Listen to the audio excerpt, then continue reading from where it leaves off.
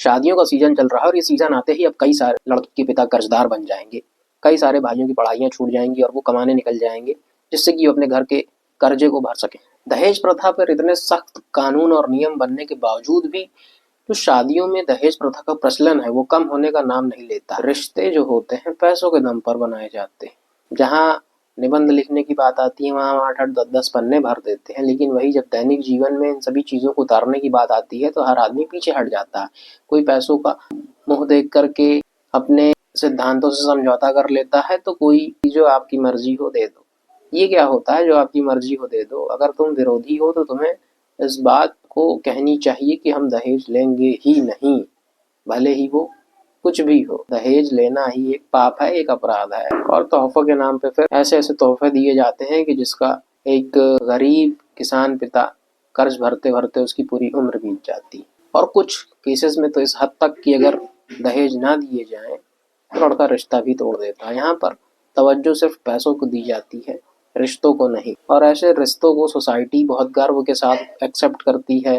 पिता बहुत गर्व के साथ अपनी बेटी उस ऐसे इंसान के हाथ में दे देता है, सौंप देता है, उसी में खुश रहता है। ये बहुत गंभीर विषय है, सोचने वाली बात है और शायद हमारे समाज को ये चीज़ कभी नहीं समझ में आएगी जहाँ पर कोई भी रिश्ता पैसों के दम पे बन रहा है और उसके बाद उसे सही ठहराया जाए किस हद तक सही है। हम इतना सब कुछ पढ़ते हैं, इतना कुछ सब कुछ समझते हैं, सबके घर में शिक्षित होंगे कोई ना कोई। हम सब इन सभी नियमों कानूनों को जानने के बावजूद भी हम इन सब का शिकार रहते हैं। कुछ नहीं कर सकते हैं। हम दहेज देंगे, हमारे घर में शादी होगी, हम दहेज लेंगे और ये लेन देन ऐसे ही चलता रहेगा। और आप दहेज देने से इनकार करेंगे तो आपकी हो सकता हो कि शादियाँ ना भी हों या फिर आपको बहुत अधिक समस्याओं का सामना करना पड़ जाए। लेकिन जो समाज में एक कल्चर पैदा हुआ है ये लेन देन का, इसको बंद करना बेहद ज़रूरी है।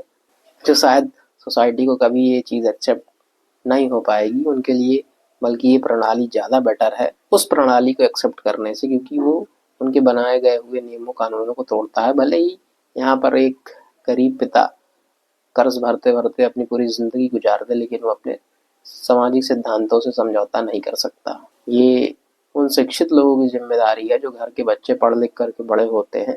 ये समझाना उनकी जिम्मेदारी है कि हाँ, ऐसे मामलों को कैसे हैंडल करना चाहिए या फिर क्या गलत है क्या सही है, इन सभी चीज़ों की जानकारी उन्हें देनी चाहिए।